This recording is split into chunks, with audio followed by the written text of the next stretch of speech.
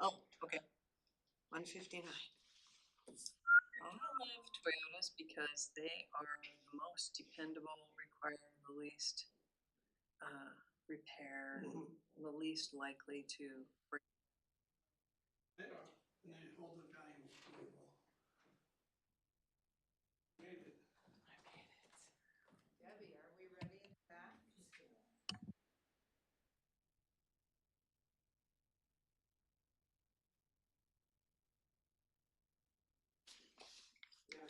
You ready? Okay.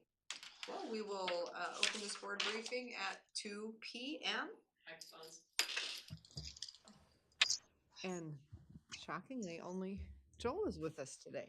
That's what happens when you don't have a board meeting. Everybody assumes you don't have a board briefing. Joel. That's the plan. Feeling kind of lonely here, commissioners. Good to see Good to your see initials, everyone. Joel. Okay, so we had a blessedly empty board briefing, so I added something to it. So thank you for your time. As you remember, when I came back from the small timber table meeting and said they have decided they have no money for us, they did determine that it would be a good conversation now for the governor's office to begin to think about two things. One was what ways might they be able to provide money to counties without having to do some new funding source. So looking at all the different ways that we are currently funded that we might suggest that the state look at using as a mechanism to fund us more money. So that was the first question. And the second question was from an economic standpoint, because what we've been saying as counties in these meetings is that the reduction in timber harvest is not just a reduction in timber harvest. It's not just a reduction in timber revenue to the counties. It's actually a change in the economic base of many of our communities. So their second question was, so how do we help you with that? Given that timber harvest is unlikely to return at higher levels, and of course, over time, as we've all talked about, with more endangered species appearing, et cetera, it's likely to decrease. So when we look at our economics, are there ways they can support us? So I thought maybe since we had a little time today, we could just brainstorm on some of these items. So then I can put something together to share with you all in a more completed format to provide to the governor's staff for their request. And we let them know we probably wouldn't have anything until midsummer or so, and they said they wouldn't obviously get anything till after the session. So thoughts on that front? I know you had started thinking about it, and I don't know if you have as well. Oh, do you have one? Give us one of yours.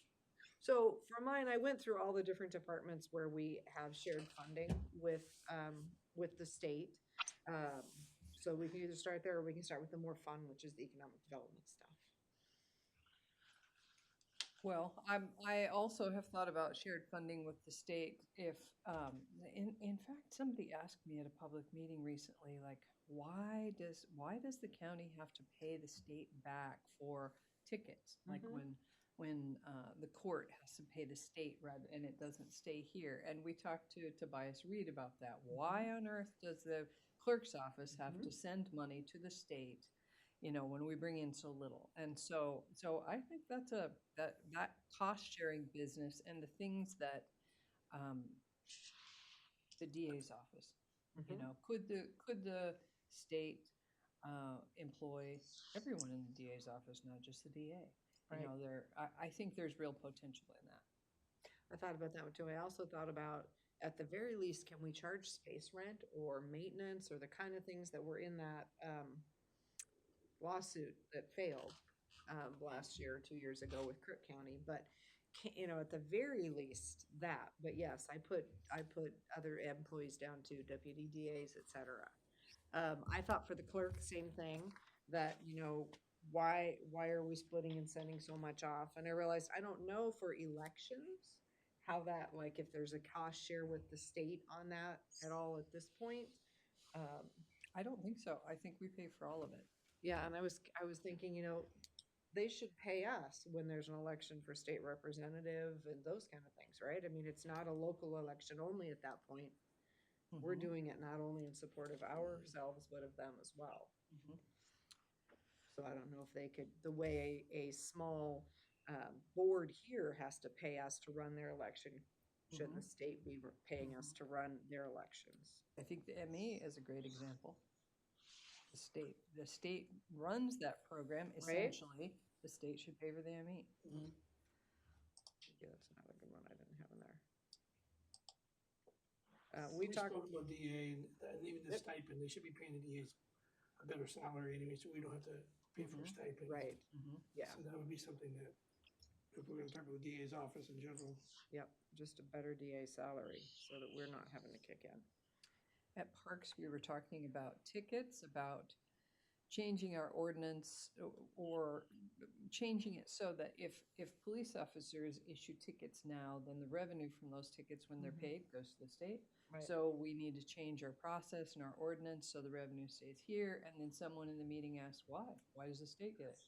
Which I think is a great question. Why does Right. the state? Ryan gets those stuff, but that's why I'm trying to rewrite, I'm trying to mirror more state statutes with ordinances now. It's probably the easier approach, as ridiculous as That's that where sounds. so this is what I was gonna say, where, when I hear this is, and we kind of spoke about it earlier today, is Mhm.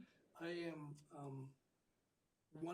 3 months into this job, one of the things that stands out to me the most is just how much we have unfunded state mandates and just how much we get taken by the state. Like really, we have so much stuff that we have to do and we don't get compensated. The county doesn't get compensated at all. My feelings are part of it, doing these things we're saying, and I need to think more, I haven't really thought of this. I'm thinking more like, how do we just make more money? How do we just leave them out of it? Ordinance is a way of doing that, doing speeding ordinances. It's easy enough once I get rolling on it.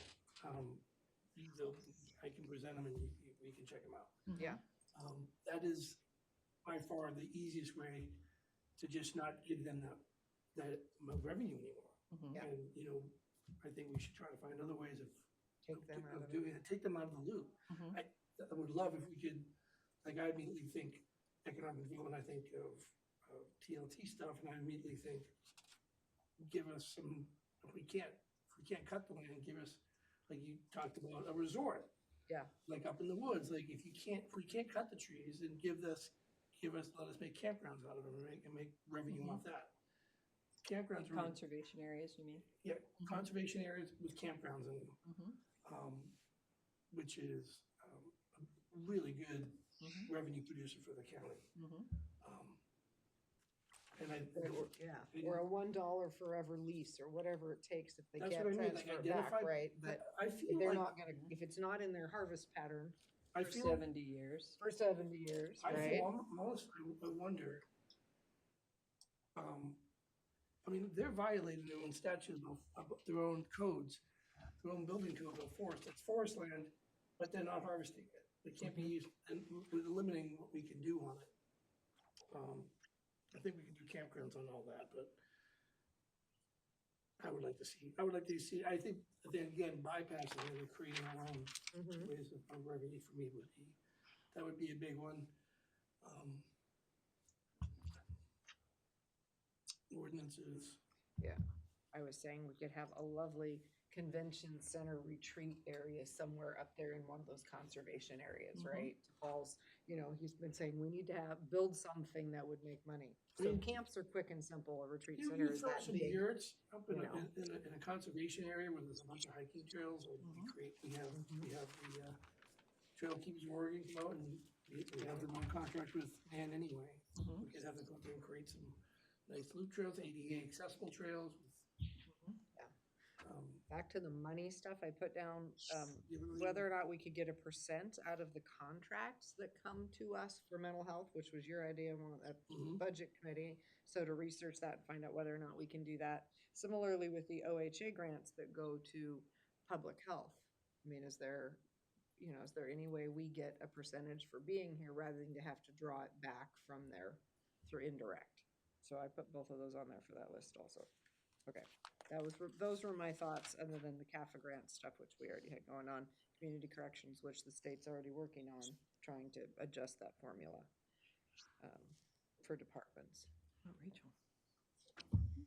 Do you have ideas? Yeah, I thought of medical examiner and some of the other ones that were mentioned, and I've been thinking of grants that we just regularly get from the state, that stop giving us grants, just give us a line item or budget another way. Emergency management, juvenile,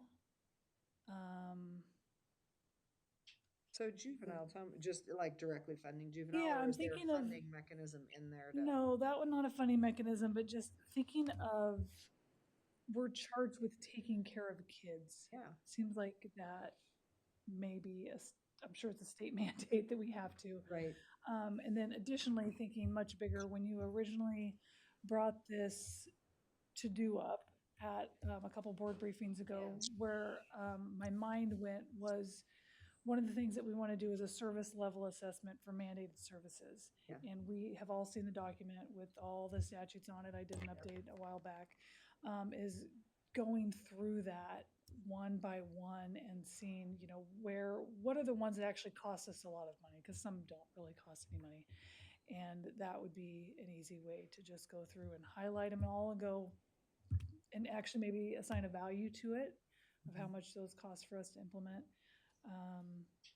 And that's literally, I think, one of the first things that we would be doing when we got to the service level assessment work that we were going to do as part of the strategic plan, which is lower in the list of things to do, but there may be a cursory way to do it to give you something to take Yeah. back sooner than later. Yeah. Cool, that's a good idea. I was also thinking about circuit court and their space needs, and how when it was established that counties would provide adequate space and facilities, what we've talked about is that the needs have grown. The needs have grown, the staff has grown, obviously the size of the courthouse hasn't grown. So there should be some assessment for update, for what we need to do to update or upgrade the space, given that there's a greater need now. That greater need is unfunded. So do you mean taking the courthouse assessment that was done in, I think it was '08 by the state, and updating that, or are you talking about a different I'm assessment? talking about the way it's structured. It was established whenever it was established. I can't remember the date, but that was for the needs and the staff of the court at the time, and over time. So we met that, presumably, here in the courthouse. I don't know if we did. Well, Yeah. maybe we didn't in Yeah. this courtroom, Yeah. which was awful. Yeah. So then, since then, the staff has grown and the programs have grown and the need has grown, and we have the same obligation to provide safe and adequate space. But that as the obligation has grown, that's an unfunded mandate. So for us to say now, okay, now you need an additional courtroom or you need additional office space, that's unfunded. Right, to say there should have been guardrails on what counties were to provide. We were to provide a courtroom, at the time, but as they add, now we want a release officer, now we want, right? That there should be some way the state says, okay, we're asking you to house more of our services. Yes. Here's money. Yes. That if judge could go to the state and say, my program has grown by X, and therefore I need this amount to help the county provide the facilities. Right, because to expect that we're gonna get something in this whole stupid process that exists of courthouse funding, obviously it's not working all across the state of Oregon. Yeah, I agree with you. I think the state's response would be that we are providing funding, and unfortunately for our process, we haven't had a project that worked. worked. It's ready. We had the last proposal that we shifted, and I was talking with the AOC group, and that went through, but we didn't do anything at the legislature, because every time it's come time to go before the legislature, our process is pivoted. So I am very confident we can get money from the state, but we just haven't ever gotten to that point. But what we need is more. Matching, right? Not all of it. There are, depends on what you're doing, but I think the more problematic piece of it is the process to get that money. It has to go through the legislative appropriation and so on and so forth.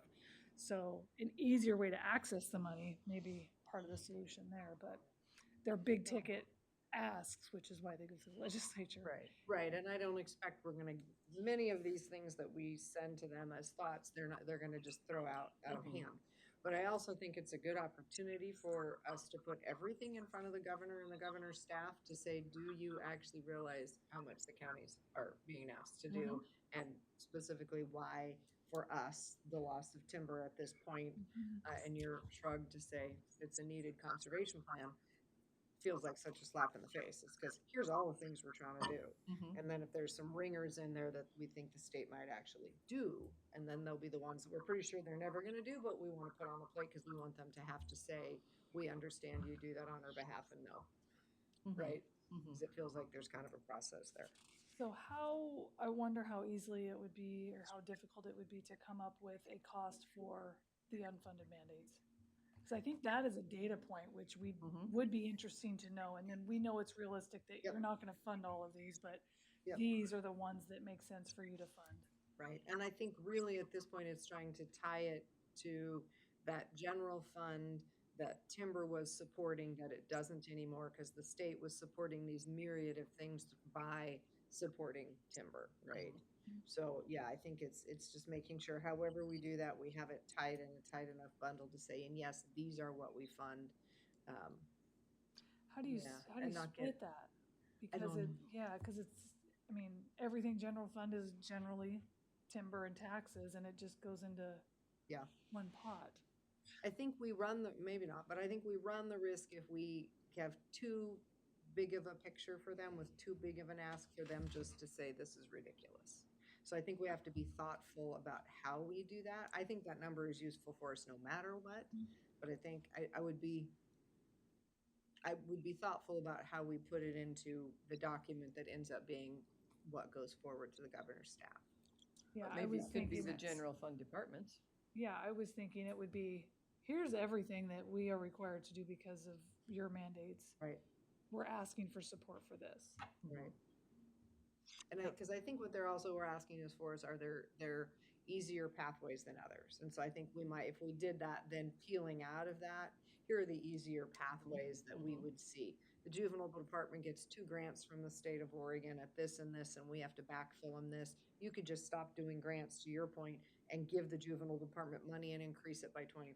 Yeah, and how And much I- money did we just save by shortcutting that? Right, because now we don't have to go through all that process that our juvenile director spends time writing all these grants, and you already have it in your budget. You could just bump it up just a little bit, and we would save money, plus you could add money. So I think I like that strategy in terms of helping them think about what is a way that they could possibly do this that is not having to get the legislature to approve a whole new funding source, you know? Yeah, and they do it. They provide grants all the time for different services that aren't competitive. Right. But here's the agreement that you gotta have. Right, Right, right. yeah. And so if we weren't doing agreements, so I think the easy ones are take it away from being a grant that we have to apply for and just, maybe it's like county block grants, Mhm. right? What if there was a county block grant? One agreement with the county, one. Think how much time that would save at the state yeah. level if there was one county block grant that went to each county and you didn't have to do all the myriad of other small grants, right? That just, it limits everybody's work. And it would also likely be on a biennium because Right. of the states. So you would get Right. a 1 block grant every 2 years for these different, Yeah, wouldn't that be amazing? that would be great. It would. Okay, Wow. well, we'll add, put that in there as Yeah. a thought, because that's one way, and then the fees is the other way that really strikes me, is just the fees that they either limit what we can charge and or they take back most of what we charge anyway. So it feels like that is another sort of big, I don't say easy solution, but kind of, right? Where it's like, Obvious. Yeah. yeah, it's like, we're already handling this money, just don't make us send it back to you, just let us have it. And you figure out how to do your budget, because Yeah. I don't know where it goes or what you do with it, don't really care, but I would like to have it, and I already collect it, it's already in my hands. So I think that's another one that's like a big thing that doesn't take a huge change in state process, because I think that's part of what they look at.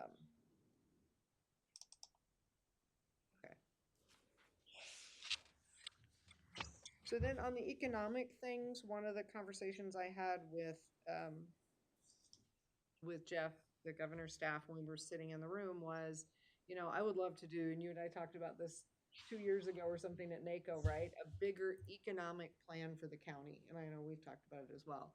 Something that looks at what is the future? I mean, really, to work with an economist and other planning type people to say, what's coming down the pike economically to the best of our knowledge, right? What are the things that are going to grow? What are the things that Tillamook County could maximize? And how do we do that? And that was one of the things where he said, we have people with those skills that we could loan you the people. And I was like, there's something in that, right? Because it's not an additional cost to them, which means they would be likely to do it. It's certainly an additional cost and a stretch for us to figure out how to make it happen. But that's one that I think would just be beneficial. We've done a good job of doing the vision. It's like, what do people want for our community? But we haven't necessarily done a good job of saying, and what does the future have to offer? If we really do a strengths, weaknesses, opportunities, and threats kind of thing around Tillamook County's economy, what do we end up with? And where would we want to make investments specifically? And I think you kind of have a vision for that, Paul, with what you talk about with how we invest TLT. And I would love to engage that and engage the port and others who have economic development pieces into this bigger picture. I feel like we do a lot with small business because small business is like the backbone of our economy through EDC and the Small Business Development Center. But I don't feel like there's a cohesive county picture economically. I would say too, one of the things like that Oxford is doing in these couple bills, and fish in school, local fish in school, but also the 100% fish. There's a lot of those economic incubator businesses that they're trying to get started that we could have here, but we don't. Like we don't. The Port of Garibaldi doesn't.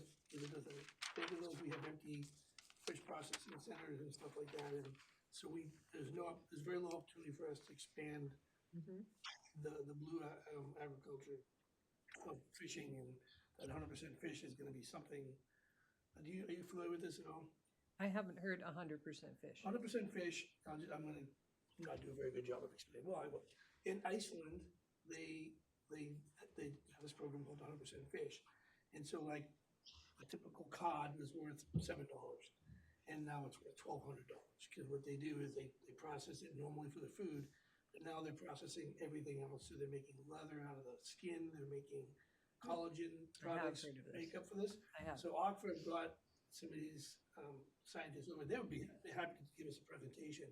And they're looking, and there's a bill right now, a House bill right now that looks like it's moving forward to fund some money for this initiative. And what they're trying to do is identify not just places that can process fish, but they can also take that waste and turn it into a value-added product, which to me is super cool. Like, and I would love to have Tillamook be part of that. We'd have to partner. Of course, Garibaldi has to be on board. The Port of Garibaldi has to be on board because that's the place it would be. But those type of things help sprout a lot of these smaller things. Also give, I think Oxford does these weird stuff because it's a way of building a destination. It's about building, people come here to look at the fishing boats, and we want that to be healthy. I guess the ground fish, there was a ban on fishing for so long. Now the ground fish is a really good ground fish right now. I know we do seaweed production.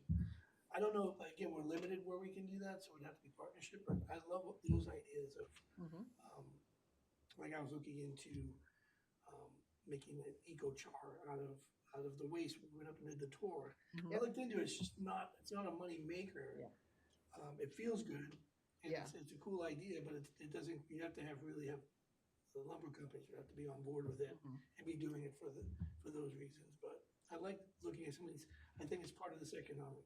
It's kind of that bigger picture, right? Like what else is there? Because we're dealing with road problems. So how much industry can we really, traditional industry. So that's why I like some of these other ones that maybe don't require or they're modern or they're different. And we haven't thought of it yet because we're not. Right, because we haven't done that sort of big picture look to say, this is what we have. How do we build on it and make it bigger and better? And what do we not have that we could with the water, electricity, roads, raw materials, the things that are here Mhm. that we haven't made as good a use of as we could. And if, you know, who knows what's going to happen with tariffs because there doesn't seem to be a strategic plan. But if one of the things that came out of tariffs is that we restart manufacturing in the United States for things that have stopped, it would be interesting to look at that. Like, what could we be manufacturing here that we're not now? Right. So to that point, I had coffee with one of the big contractors, O'Brien is one of the big ones that's up and down the coast. And they're investing in like the CET programs and stuff like that. On the growth, and they're taking those students and giving them work. Mm-hmm. And one of the things, and I think Parker, I talked to Parker about this too, but you know, there used to be a truss company out of the port Yeah. that was making trusses. My garage is made with that. And it was fantastic when it was there. And O'Brien is using that engineered wood. And see, that's the other thing for me is, can we make, you know, can we use, we're limiting our wood, but can we make it value added? Mm-hmm. So we have the mill right there. Can we take that wood and make beams that are worth 20 times what the log is worth Mm-hmm. by having engineer? And O'Brien's using that wood. There's a big push to use that over traditional metal, and that's the thing with tariffs. We're not shipping as much over, so can we use it here to Right. build housing Right. that we say we need? So I know they're interested in. I think if that's where the economic development would be, reaching out to them, somebody reaching out to them that wants to get a bigger piece of the pie. Mm-hmm. Yeah, Freres in the valley creates those glulam beams that Yeah. are so cool. Yes, So that's the could kind of that work. not be done here? And that's your And point what would is it take? O'Brien is focusing a lot of their work on the coast now. So Mhm. they're doing a lot of big projects. And for them, it'd be cheaper to have it produced here. Mm-hmm. And it would be good for us because, I mean, Stimson's and Hampton are going to be buying more logs, perhaps. So I love those ideas, but they're monumental. Like we need someone to. Right. We need to figure out like what are all of these monumental ideas and what do we want to pursue? Right. Is there jobs created by it? How much revenue is created from Right, it? right. What is it that we as the county and what is our role in an economic development picture that is really driven by private industry? Yes. Right? So how do we, kind of the way that we've done with housing where we've said we're going to be developer friendly for housing and we have someone whose job it is to make that happen in Parker, right? What do we need to change in our environment or develop in our environment maybe to be business friendly for these different potential futures? What is it that is the county's role in that? And how do we take steps in that? Mhm.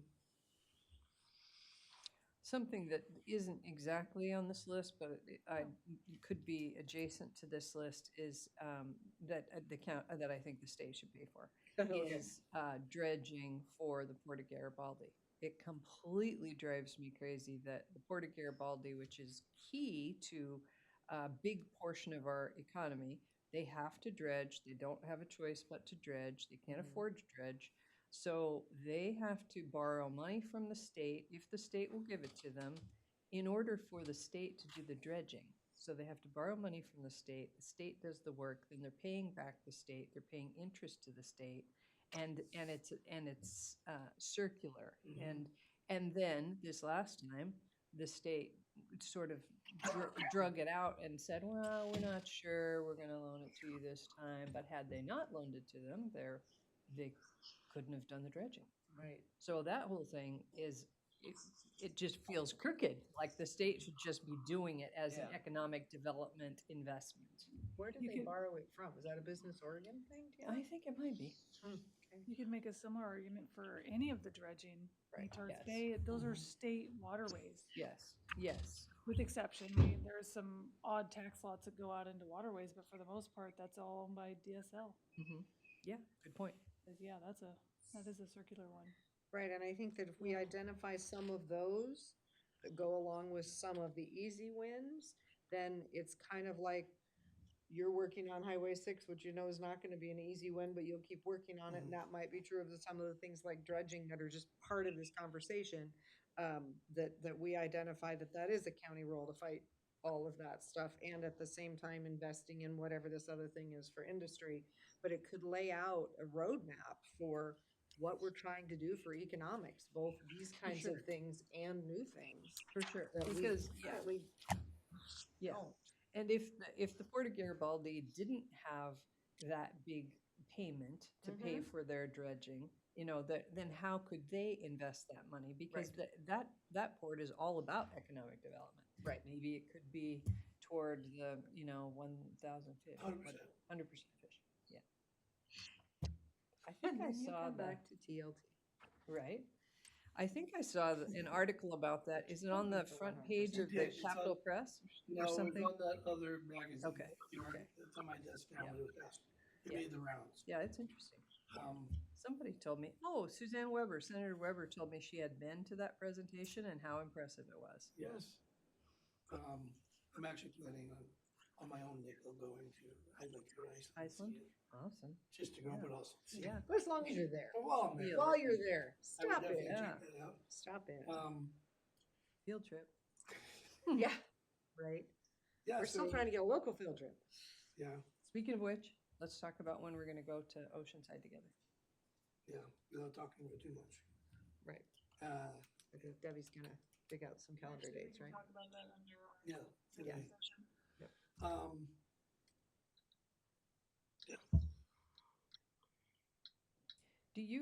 Are you both familiar with the food hub that TCVA has been working on?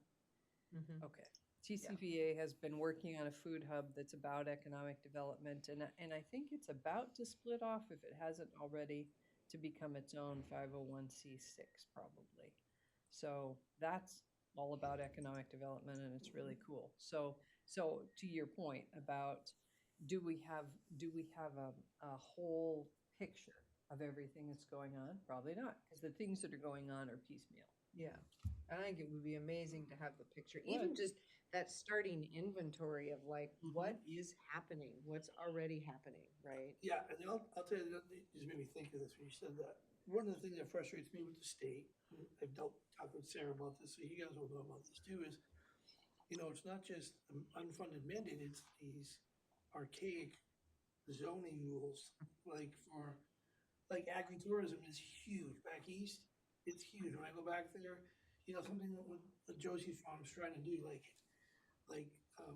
allowing them to have a tourism so it can show people what they're doing.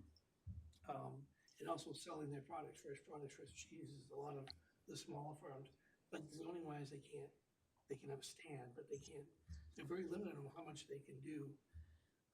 I think they finally got their permits. Have you talked to DJ recently? No, I know that they did, but there's other, Okay. there's other. But they had to struggle. It They was had to well struggle. over a year. It was a lengthy process. And I'm wondering, that's the thing, it's like, could we, That it's not could we make business it friendly. easy Yeah. Right. for that? Well, and the guy from Thousand Friends of Oregon just reached out to know what issues we had.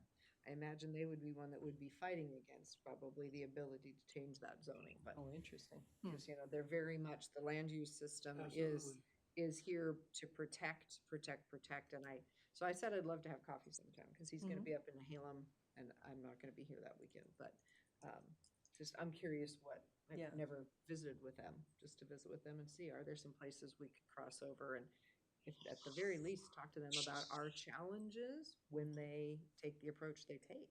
Yeah. Just, it's like, we hear you and we believe in it, but we also have to survive. Yeah. But again, that would be one of those advocacy pieces potentially for us, is to say, that's really important. And I will say Eastern Oregon really would like to see some changes in that zoning as well. They want to be able to hold festivals and have bunk houses that people come and rent and things that our dairy farmers may or may not think are a good idea, right? So it's talking about, talking with our farmers and the Eastern Oregon farmers and saying, okay, let's figure out, there's probably a path forward here we could all support. And then we just have to get around some of the others like Thousand Friends Oregon. But again, there's advocacy for that. And as our state representative, who probably assume will run for senator when Senator Weber's gone, if Javadi keeps moving forward, he's working on learning the systems and how to be effective in that environment. So. Thoughts? this obviously isn't the last time. Right. And if you think of other things, let me know. Yeah. But I wanted us to kind of start thinking about it so we would be ready to have something to, when they're ready to listen. Mhm. I was thinking about businesses I've heard from recently. This morning, I talked to a woman who wants to buy a quilt shop, and so I was thinking about quilts. Mhm. And I'm not a quilter, but I think quilts are beautiful Very lovely. and as art. And what I was thinking about was Sisters and a quilt. There's a quilt festival Mhm. annually in Sisters that people come to from all over the world. Yes, it's And big. what would it take for us to start, for Tillamook County to be a destination for quilters? What would that take? It probably wouldn't take that much, but there would have to be some place where, I don't even know how big it would have to be, but there would have to be a place where people came together to do their quilting. So, I think there are probably a lot of opportunities like that for destination projects, and we would need to make it business friendly. And I think, with a conference center hotel, those are the kind of things we would want to be promoting more often. Mhm. I did talk to Michelle at the port. There are a lot of ideas what to do in the Bloom Hangar, and Yeah. what they do there will affect. Oh yeah. Because actually Parker's like, I want to make it Parker has visions of us being, in addition to the housing ideas, of us being like an adventure center on the coast. And Mhm. putting a rock wall up in there would be Mhm. amazing. Mhm. To have Climbing that wall. height. So it's an indoor climbing wall. Mhm. And then with that, I mean, I see that, I'm like, it's just like the Cemetery Trail. Like having, I know it's gonna end the cheese fry, but having it terminus there, to me, was always like, what a cool place that would be, because it would sprout up cafes and bike rentals and shuttles back to Portland. And same thing with the climbing wall, you'd have investment in that kind of industry. I mean, the disc golf gets people to go there. People go in there just for disc golf. Right. So I'm excited. Part of Rich Bracky's thing, did you Yeah. hear his whole thing about turning that into a sports complex? He wants to turn it into A a big sports complex and a concert venue. That was his other thing. Anyway, they're thinking about it. They're trying to figure out how to also do the same thing we're doing. Yeah. And again, wouldn't it be amazing if we were all in this conversation together at some level, right? For sure. Yeah. So that it wasn't happening just in one-offs. I mean, it still always will, because private industry is going to do what makes sense. And in many cases, just like with their housing, they would like to do it very quietly. Thank you. I have the idea. It's my idea. I'm not going to talk about it till I'm ready to talk about it. But if we're at least able to talk to Michelle, who's talking to private industry, I mean, there's that space where if we were able to get together. Well, no, and having a quilt festival or whatever the festival is, Yeah. in Jeepers, one of the things that does, which would behoove us to promote, is during the shoulder season. Yeah. So we help. I mean, that's another thing for us. Economic driver for us is obviously TLT. Always goes back to TLT. So if we can help fill those, and including our parks, if we can fill them in the shoulder season, spread out some of the crowd with destinations like that, reasons to come here. Yeah. For these kind of festivals, so you do it in the fall when it's still nice, the weather's beautiful, and there's rooms available. Maybe there's a lower rate. I don't know, but we fill those rooms, that helps us. If we put in more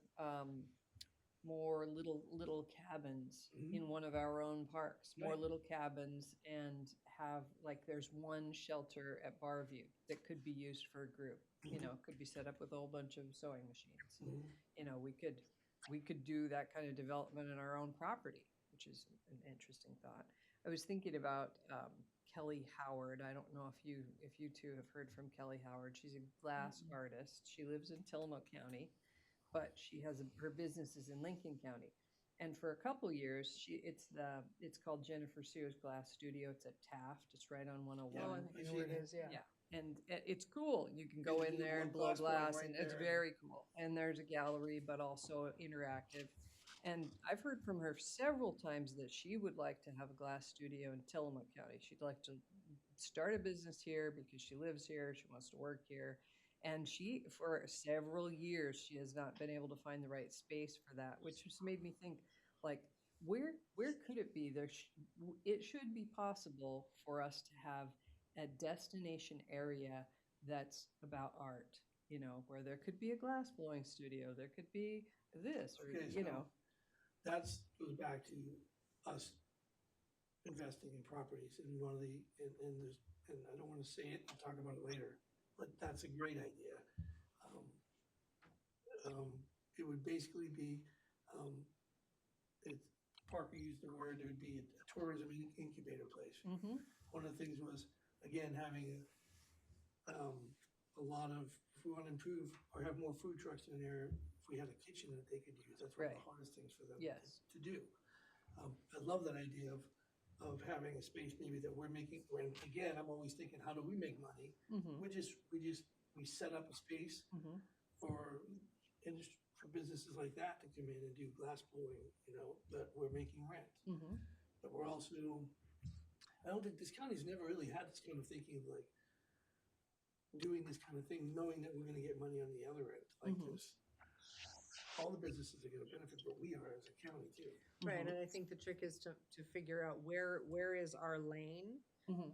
And I think at this point, there's a lot of opportunity for us to be in that sort of incubator space. Businesses are not yet taking that on. There isn't a landlord that says, but wait, you're stepping on my toes, because right now there isn't a landlord that's doing that. But we Right. also, like, we're not So- running those businesses, I agree with you, Right. it's a collaboration, we're just giving them the ability space. to Yes. do it. Yeah. And they're doing their private business and they're generating their own thing, but like you said, there's nobody really doing that yet. If that changes, and then we can back off a bit, but right now, Right, because I think that's one of the key pieces is making sure that we, you know, we don't end up or appear to be in competition with Oh, for private sure. industry, right? well, I'd rather be supporting them.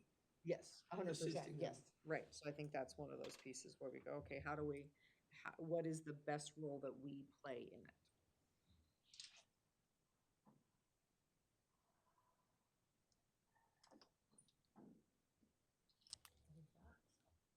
Fun conversation. I mean, it's fun to think about what this county could look like in terms of a Mhm. future Mhm. that is a future that I think a lot of people here would like to see. Right.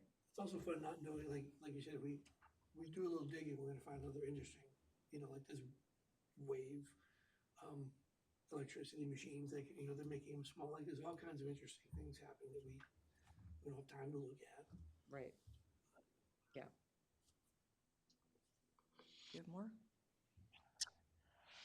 No, I think this is a good conversation. What comes to mind is you kind of have the structure to accomplish this work, and that is EDC.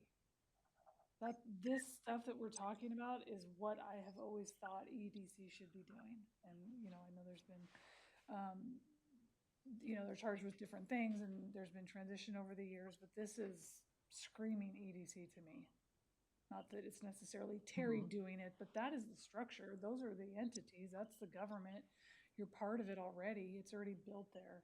So if there's a way to leverage that, I think is an easier spin-off than trying to create a new structure and process Mm-hmm. that doesn't exist already.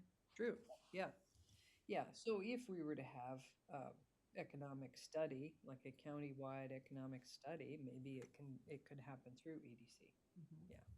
Yeah. Because you're right. We certainly don't want to I don't think we want to start a new department or, you know, staff something that presumably EDC would need more staff, but that would be fine. And I think you have Colpack as well, Mhm. that has a little bit more horsepower than EDC, Mhm. that could be in partnership with this, right? Mhm. I think that's one of the other pieces. Yeah.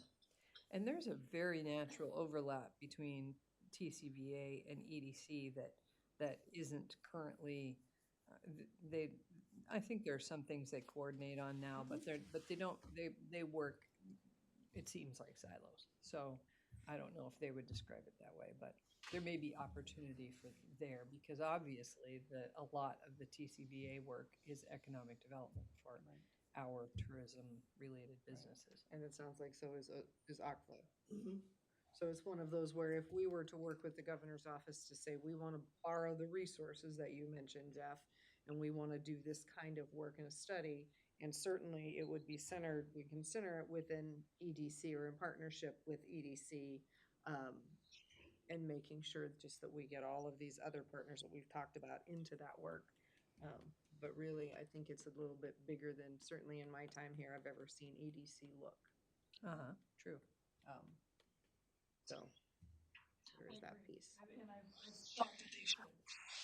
Yeah, I mean, I think they should be working on. Yeah, I do too, and if you look just to our south to Lincoln City, Yeah. their EDC is funding stuff in our county, like they're funding the fish butchery program up the whole coast. Yeah. Even outside of their boundaries, because they're thinking, I wanna learn more what they're doing, but they're doing some big stuff, which I think is super cool. Well, and I feel like Clatsop counties, and I know those are bigger counties than we Sure. are, but their EDC versions are also bigger and more robust than what we have and able to do more. And that Mhm. might be one of the places to begin, right? Is Mhm. just with EDC to talk about it. And I'm not and never have been on that board. So I look to those of you who've been engaged in that. Yeah. to Well, for look a and- long time, Terry was a one-woman shop. Yeah. So, there's only so much. Yes. Yeah. Right. Yeah. And the question is there desire if it was more than a one-woman shop? Yeah, that's a good You know, question. and then that would be a board question, really, I Mhm. suppose, is there desire to do what the county is starting to vision? Mhm. And would they want to be where that's situated and, willing and ready to open to that? And that's, Yeah. That's a conversation, Yeah. probably a process. Yeah. Just because, we all know ourselves to be what we know ourselves to be as organizations. Yeah. Change is difficult sometimes. Okay. If there's nothing else burning for my list, I will kind of put these notes together, and I'm sure, Rachel, you and I can talk about it and just kind of figure out when we want to bring it back. If you guys have stuff in the meantime, don't hesitate to send it to kind of add to the list, and we'll revisit this when we have another sort of calm board briefing that we could use a little bit of a topic for. Sounds good. One more thing, just to add to Yes, that, is please. one of the things that would be part of this in my mind is communicating with businesses or entrepreneurs and say, Yeah. what can we do as a county to help you Yeah. decide to open that here, like the glass? Mhm. What does she need? Mhm. What could we do to help her possibly? Because maybe there's, like you said, an incubator space Right. that is cool in itself, like the old, where Pacific Restaurant is going to be the market, that was a cool space. Mhm. With a bunch of cool business. Second a little Street building Market, and stuff. Yeah. So I don't know, I think like, could we improve our permitting? Could we fast track, or do it differently so that it's not a pain in the butt to Yeah. get a permit Yeah. for something? Not that it is now, I don't know if it is, I'm just saying, I'm I don't know what the yeah, roadblocks are. right. What the entrepreneurs do, people that, Yeah. we all hear some complaints sometimes and they're different. Because again, like you said, when we help private, it helps us. Mhm. Yeah. Oh, yeah. In the long run, so. Yeah. Anyway. Okay. Okay, that was our topic for today. Are there other topics before we go into executive session? I had my meeting. I spoke briefly with Yeah. you, but I had a meeting with the Joint Transportation Committee, several members of that up in Salem, and, it was interesting. And ODOT was there, and I think what's gonna happen, because I'm talking with this now, I was walking into stores and people are like, did you fix the road yet? Are you closing the road yet? When's it gonna be fixed, Paul? And I'm like, eh. And Senator Weber's been really, she's been on the forefront screaming for this and getting that study done a couple of years ago. But what I'm finding out is we have to just start getting ourselves out there, being a squeaky wheel, figuring out exactly what we need. I was telling Aaron, like, I was talking to Chris Lady around Public Works, and I like to think in different ways, and I'm thinking, Chris, if that was our road, which it very easily could be, if that was our road, what would we do? What would we do right now to fix it? And just to get his brain working, and maybe that sparks something. But conversation is, they have no money. They're not going to fund it. It's not even on their radar right now. If it collapsed, we would go after federal money, and then it would be fixed. So, no ideas. They'll go. Yeah, don't go blowing it up. Although Cyrus joked a little bit about that, and I did as well. But it's frustrating, and everybody knows it's frustrating. I mean, a lot of people are watching this, but it's one of those things where I basically said, what do you need from me as legislators to get this in your, and basically just be a squeaky wheel, get some stories. So I'm collecting um, stories about how it impacts people financially, but also emotionally and for their families if they have to drive their daughter over cancer treatments and stuff like that. And one of the things we talked about, if nothing else, and Aaron and I spoke briefly about this, is we should be as a county. He said again, where I feel like I want to be independent of the state, but we're not getting a lot of help from the state, and so we should be looking as a county, what do we do in the meantime? And in the meantime, we know that road's gonna fail. It's gonna get to a point where they have to close it. So we should be working on our alternative routes. I know Chris Lady, he's on vacation, but I know that he's looking at applying for another federal grant like he did for the Cape Mears road to help with Blaine, some repairs on Blaine, which is an alternate route. When you run into Carlton, it's actually a beautiful road, it just takes longer. But there's some sections on it that need work. So maybe we should be focusing on getting ready for those Highway 53, all these roads that we have, identifying maybe some other ways to get over the mountain or to bypass the slide on our own, figure it out, and then present it to the state forestry or something. I don't know. But I think that's what we kind of be more resilient on our own and pre-planning, if nothing else, raise the awareness of SIX, but also not just stand with our hands in our pockets. If we can start coming up with ideas, maybe do some right-of-way work, going after, I talked to Merkley's, to Gustavo about this, and he thought that we could probably be attached to some sort of congressional earmark, basically, for designing the road, getting some money for design. So, I mean, that's just the kind of stuff we're gonna do. But anyway, a lot of people are concerned about this road, as always. And it's getting worse and worse. You know, It's I mean, for worse a and long worse time, every day. it was bad and everybody complained about SIX, but the last year in particular, the amount of damage that happens every single day, you can go over it in the morning, come back in the evening, it's not the same road. You know, I mean, it is, and I asked Bill Jablonski that last time he was on the call with us. I'm not, one or both of you weren't there. I wasn't there, but I remember And he said, yes, it is getting worse. I mean, yes. And So is 26 this year, which Yeah. makes you wonder, why are they both falling apart at that rapid rate this year? right. Yeah. Whether it's, yeah. So, So, trying to get the Salem people interested in our road is difficult. I mean, I tell them I have numbers for the amount of traffic, daily traffic, the thousands of vehicles we have. The fact that half our homes are owned by people that don't live here that need to come here sometimes. But yeah, it is what it is. And it we'll is just what it keep plugging. is. Yeah. But I like the idea of knowing what that alternate route is already. I think Doing some of that work so that if and when this happens, I said to Paul, pull the plan off the shelf, right? And say, okay, we're in that moment. Here it is. We know that Blaine, we're going to send everybody up Blaine. And if they are, a heavy truck, we're going to send them here and we're going to get the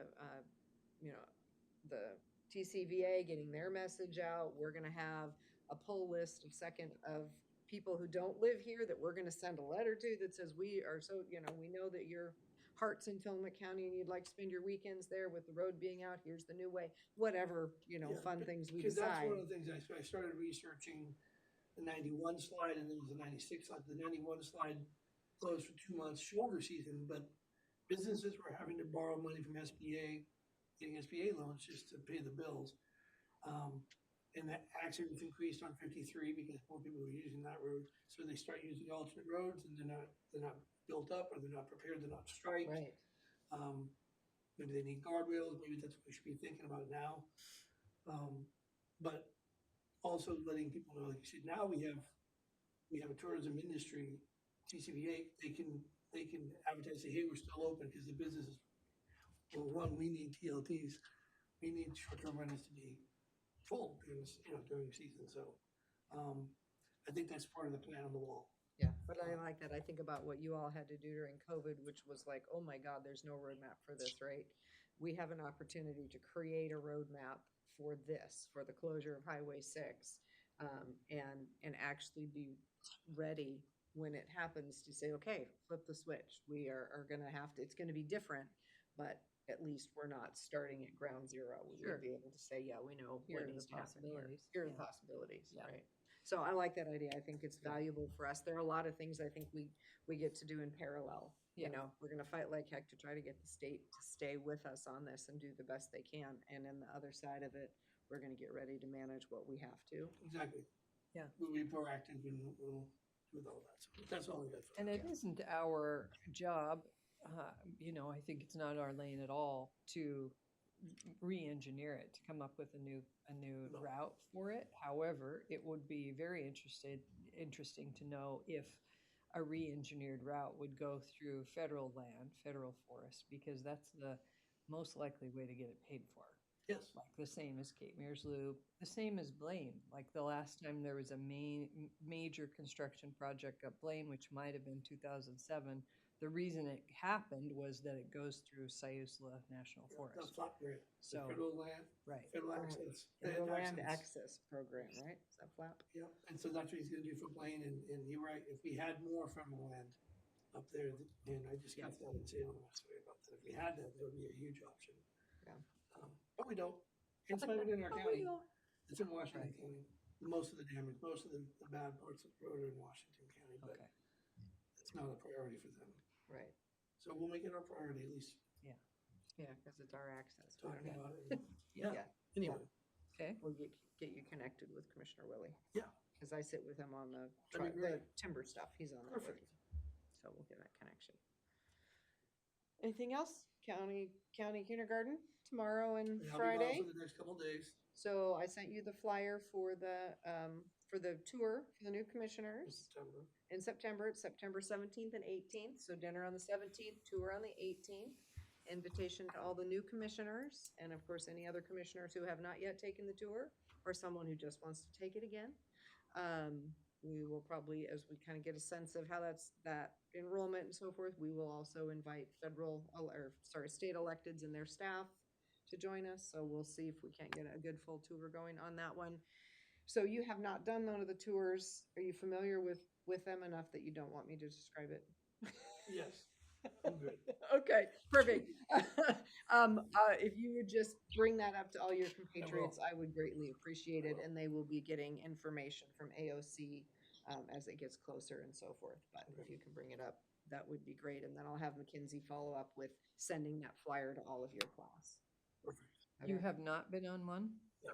Okay, so you just told Aaron no, but I'm gonna tell you about him anyway. Sorry, Paul. The it's worth talking about just for a minute for Yes. me. You can close your ears if you want to. La la la. We'll just talk about how much fun we had. Go ahead, I wanna hear it now. I've been Dying to hear it. I have been on it several times, and every time I learn something new, and every time I've been fascinated. There are some things that are kind of repeats, like some of the timber stuff is repeated. However, it's still gorgeous because, you know, you go up to these beautiful scenic places and listen to scientists talk about their work. It's always interesting. But the farming stuff especially, that's fascinating. And they've moved it around. Like we went to the Neatarts Fish Hatchery one year. I didn't know anything about oyster Right? production. And we went to Averill's Robotic Farm one year. That was fascinating. I had like a goofy image of what a robotic farm would be, and I couldn't imagine it, frankly. So I was just making stuff up. It was fascinating. It was so impressive. It was really, really cool. I mean, like they do things that are just truly amazing. And we went to Trask Fish Hatchery one year. That Yeah. was really cool. You know, so they do a good job of changing it up. And every time I've gone, I've been really grateful and amazed and learned a lot. It's good for locals. It's not just for people who are visiting. Sure. Yeah. Well, I always, like, when I do posts on Facebook, like, I'm always trying to get the locals to do more of what Yeah. the visitors do here. Yeah. To take it back, you know, go camping. Yeah. You know, go up in the forest, and ride a mountain bike, or go for a hike. I don't think a lot of folks don't do it as much as they could. Mm-hmm. And I'm always reminding people, like, you don't want visitors to take up the space. You know, you want less Yeah. tourism, get up there and take that campsite. Yeah. And enjoy it, because it is ours too. Yeah. So, So tours are good. Last one we looked at was the private forest accord impacts. So that was also good. We looked at a cut that was prior to the private forest accord and one that was after the private forest accord to be able to see just like what differences that actually made in timber harvest. So when they do their educational pieces, they're also pretty timely. So Okay.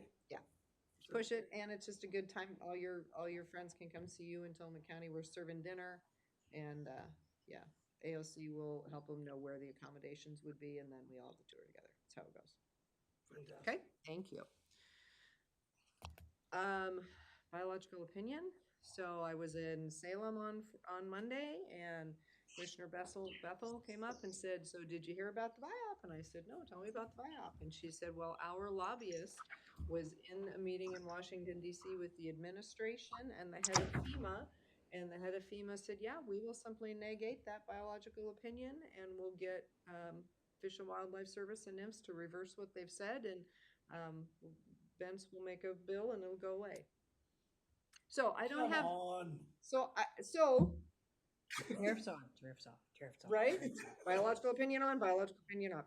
I don't. I'm So not gonna I. believe anything till we see. So what I have is a glimpse of the text that she had from her lobbyist that said exactly this. And I said, "Can I have a copy of that?" And she said, "I don't know." I said, "Is it public?" "Yeah, it's public." I said, "Can I have a copy of that?" "I don't think I can give you a copy." So trying to pull that in. So if anyone has a good relationship with Representative Bentz or someone who does, I've asked Brandon to reach out from AOC, so Okay. he will be reaching out to Fascinating. try to get any confirmation of whether or not this really is on the administration's radar I with literally the just got an intent email, to remove. someone asking about building permits and the buyout just yesterday, I think you can say that it appears to be on the administration's radar. which is Of- great You know, we are in this hearing. case. Yeah, we are hearing that meetings have been held between the administration and the head of FEMA. It is on their radar, and we will continue to be helpful. Fascinating. Well, Fascinating to me too, and infuriating at a level that Tillamook County's been the front of this forever, that, you see, that makes Right? me proud. and we're hearing about it secondhand, maybe. That bothers me. Yeah, It makes me that proud. bothers me. It makes me proud that we stood our ground and we. Oh, yeah. Yeah, We went in and we don't know, but Yeah. regardless, Had we not been fighting for it all these years, a lot of people Right. wouldn't even know about Did it. not even know it Yeah. exists. So yes, so that part is good. and Sarah's not here, but she was here. We came I up with Yeah. texted her and said, "Did you hear this?" And she said, "I heard it, but I can't yet confirm." So we're all in the same place, just waiting to confirm if that text that Danielle had is in fact So They're gonna buy us interesting. 3 years the and good 3 news. months. Right? Exactly. Before it comes Yeah. flooding back But that's okay. and Yeah. a change of administration. Well, So, maybe we'll open up logging on federal forests again. and that is in fact what has been stated, and we're all curious. We had a brief conversation just at AOC relating to that as well, and the fact that it requires the Forest Service to lay out sales, and they've laid off a large portion of the Forest Service.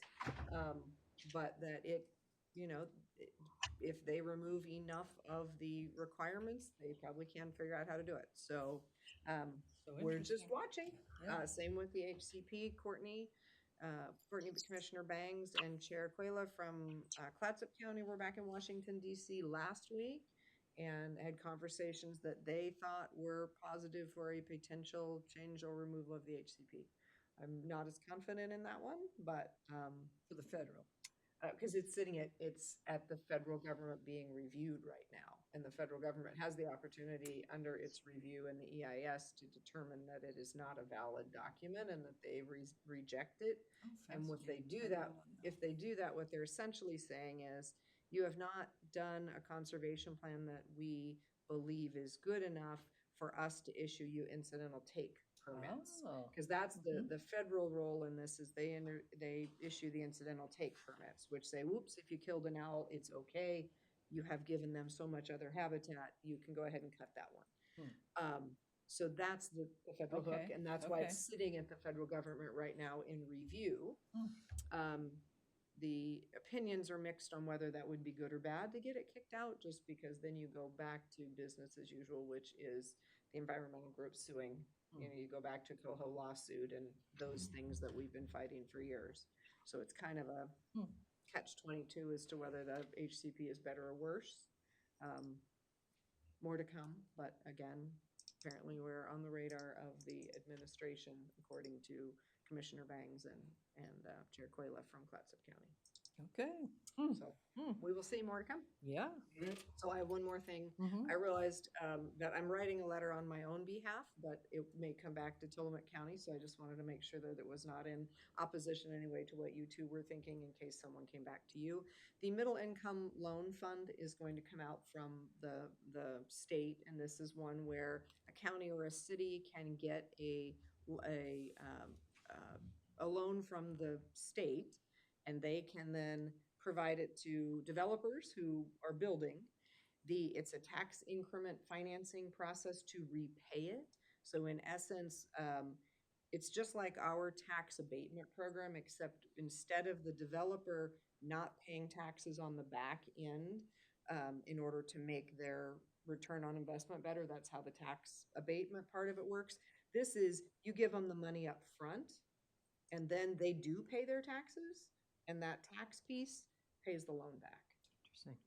So it's kind of just, it's a similar process, it's just up front instead of at the back. So if you are a developer and you can't get started without the cash in hand, you can get the cash in hand after you're built and you're charging rent, you pay the full new assessed price, but a piece of that does not go to the city or county. Instead, it goes back to pay the loan to the state. Okay.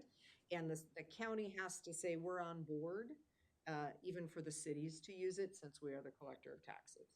So Parker is pulling together a meeting with Sean and Cassandra and himself and Sarah to say, okay, y'all, are we willing to do this? But my letter is just, it's an opportunity working with the organization just went out of my head.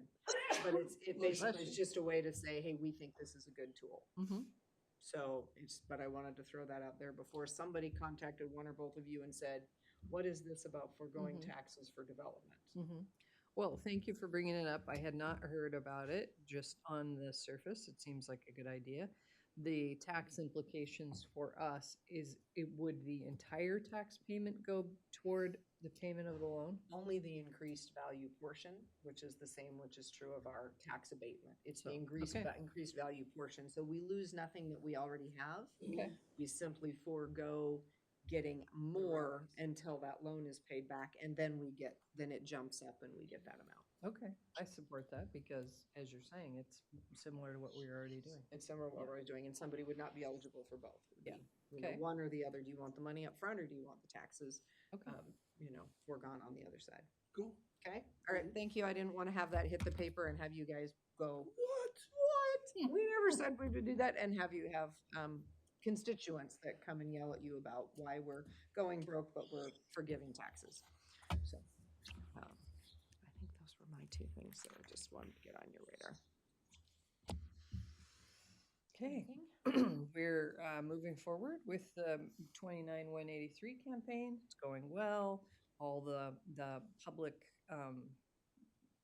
groups that we're visiting, everybody's receptive. It's we haven't heard there hasn't been any significant pushback at all. There have been thoughtful questions, and it's been good. So we now have an ad on the Pioneer. We're going to have an ad in the Headlight Herald specific to the Home and Garden Show. We have some flyers. I think I'm going to get a pile of them from Doug tomorrow.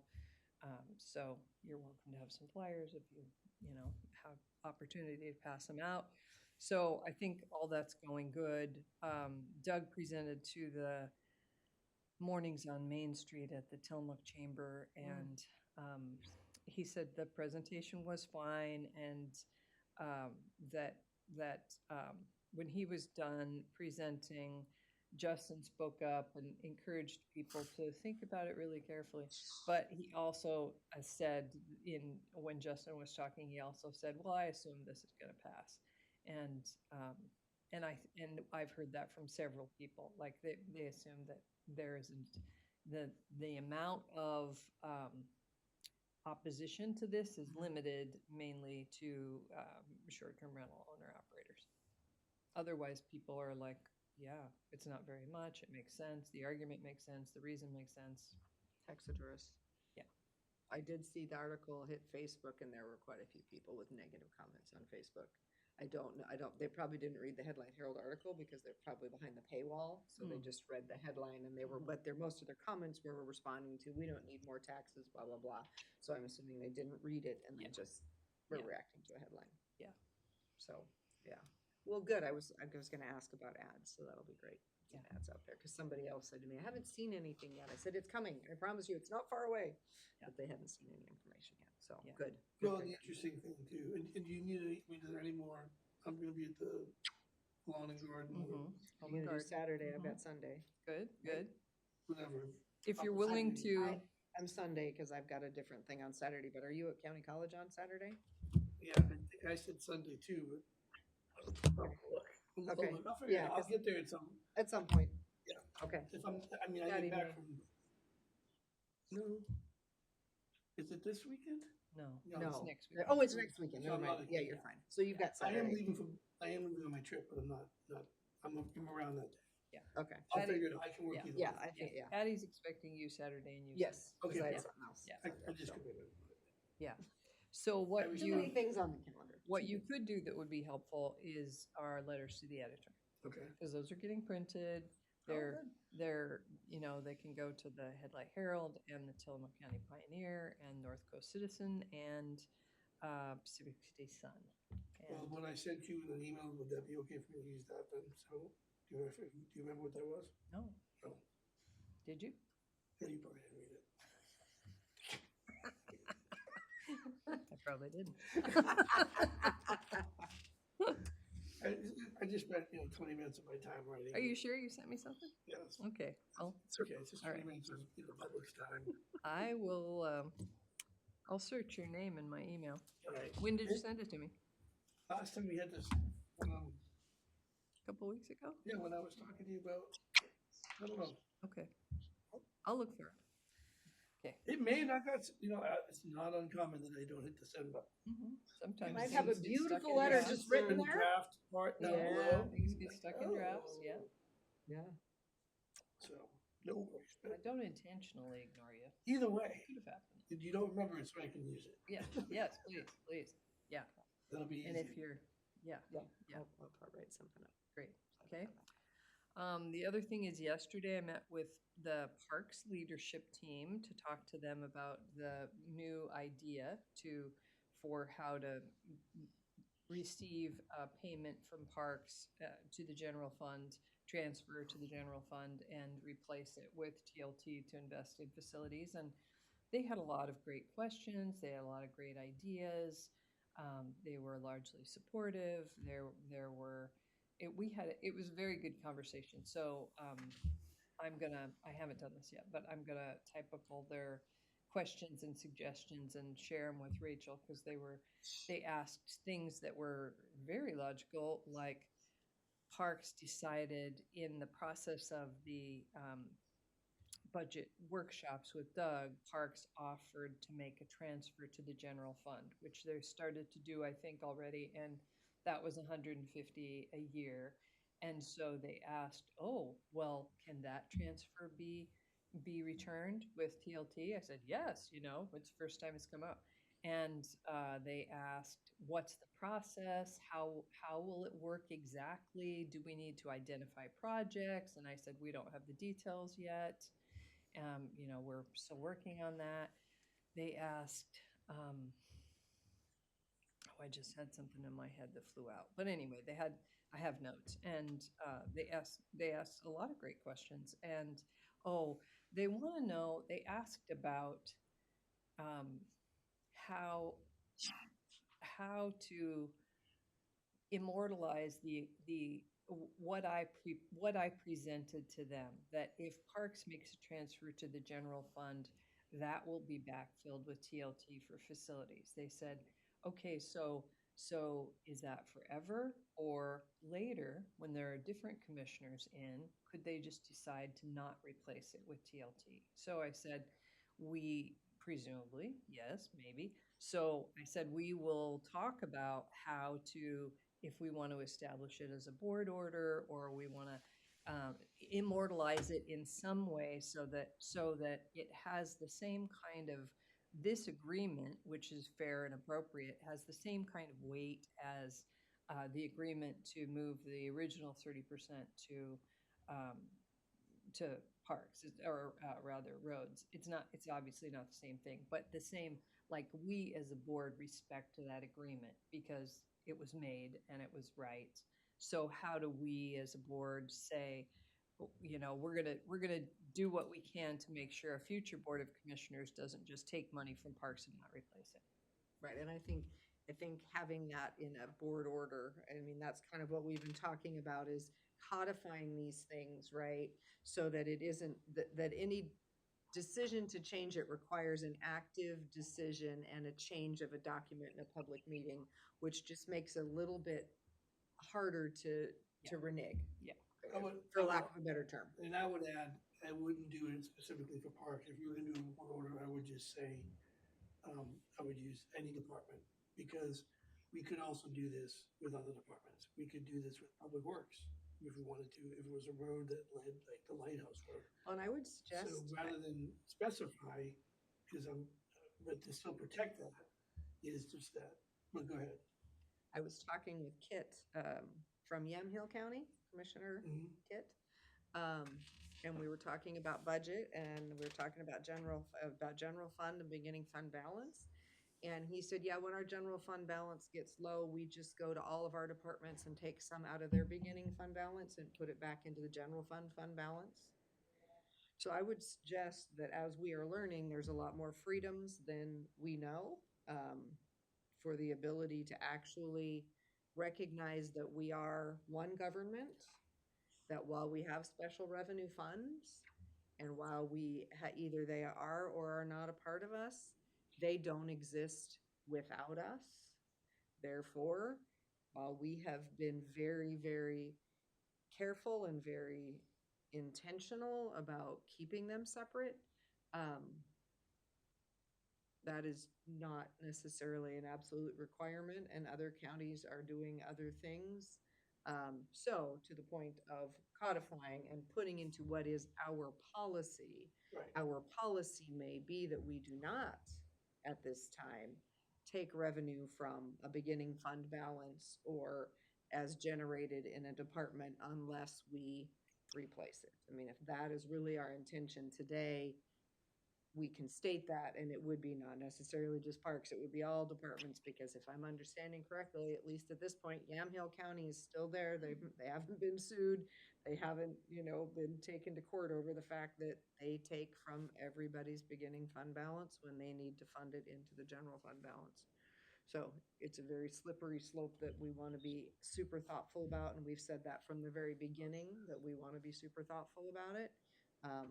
But just an awareness. Well, I've said this a lot. I think Yep. we only have certain departments that can create revenue, and and that revenue comes from an industry, which is, we keep talking about being one of the legs of the stool, and that's the fact. And the fact that the visit, we are lucky, blessed, and cursed with a very strong visitor industry. To your point, Yamhill County, because Bubba was down here at the search and rescue thing, they don't even have short-term rental permits. They don't even allow, they have, so they're just doing, people are just doing them. They have bed and breakfast. Yeah. And they don't want them. And the kid and the other one, they're not interested. And I Mary. said, you guys are in the middle of wine Wine country. country. I mean, McMinnville, the cities are doing it. Hmm. And the unincorporated areas are not. I said, and they're cutting a lot of services. They're broke. And I said, you're missing the opportunity here. Yeah. Because people are already there. They're already staying there. Yeah. And, but that's my thing is, if we have, in parks as an example, where I understand their concerns and I'm fine with codifying that, but the reality is, if we had to, we could bring them back in the general fund, but I don't think we need to do any of that. The reality is, it's the one business, it's the one, and then facilities would be another one that is able to tap into that industry that we need to supplement timber and state funds. And so, And we can grow it. and We we're can growing invest it. and And grow it. well, it only, the beautiful thing about what we're doing is it only works if we grow, Right. if we keep it healthy. Yeah. It doesn't help us if we don't do it right. Right. 'Cause it will run out. If the Yeah. road, like, that's my thought about the road. The road closes and we don't have a plan in place of advertising and other roads, then we're screwed. And Yeah. Right. and that scares me. Right. So this is, I think, one of the things that I would say, promoting even the raise and the increase DLT is that we are invested in keeping this and their businesses going. Right. Anyways, like the festivals and the shoulder seasons. Mhm. Anyway, so yeah, I like the idea of it. I'm glad that they understand that it's a win-win for everybody. Yeah. Because I don't know if you told them appreciate this or not. their willingness to be open. Yeah, and I don't, part of this I think we discussed was, the benefit is, for instance, if they identify projects or kiosks or something, and we need X amount of money to help balance whatever we decide the county needs for the general fund, we can increase what we back from them if it's for another project, if it helps, it doesn't have to be. Oh, yeah, we can an equal amount. appropriate whatever, yeah. So if they have a great, Mhm. wet park, something like that, they need extra money. Mhm. So it's really win-win for them. Yeah, and I for agree. us. Yeah. So early May, I'll go to the Parks Advisory Council and have the same conversation. And by then, I'm sure they'll have questions because Will reported about this. It was in the paper this week. Yep. And the way it was presented in the paper kind of made it seem like we were doing Parks a favor. It read in a way that made it seem like Parks needed this from us, Oh, because that's how they took it, and they brought the paper to the meeting and said, "What does this mean?" At And least I you said, didn't say "Oh, that, yeah, like let's we talk were about it." but it wasn't the opposite. supplanting or Right. anything. Yeah. Right. So, Yeah, so I expect there to be more questions about that. Prepared to answer them. Yeah. perfect. Well, I mean, yeah. There's Rachel? no to add secret in that shell one? game here. Like Right. we're not really gonna. No, it's- yeah. You're all alone, right? Yep, it's a public showing. Anything else? I know we have an executive session. I've been watching the clock. I figured a half an hour is probably enough for what we needed to do there, maybe. From what I knew. I need a little bio break though. Okay, we're gonna take a quick break. We'll be back. It's 3:21. Yeah, we'll go ahead and recess them. We'll recess into executive session at 3:21. Under whatever Rachel says. ORS 192660 sub 2 sub E to conduct deliberations with persons designated by the governing body to negotiate real property transactions, and 192.660 sub 2 sub F to consider information or records that are exempt by law from public inspection. Okay, we are recessed at 3:22.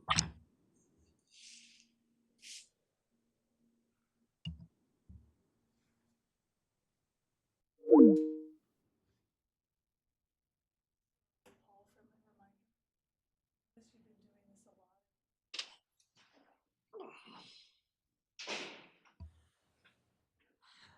Okay, we will come back into this board briefing at 3:59, and we will adjourn this board briefing at 3:59.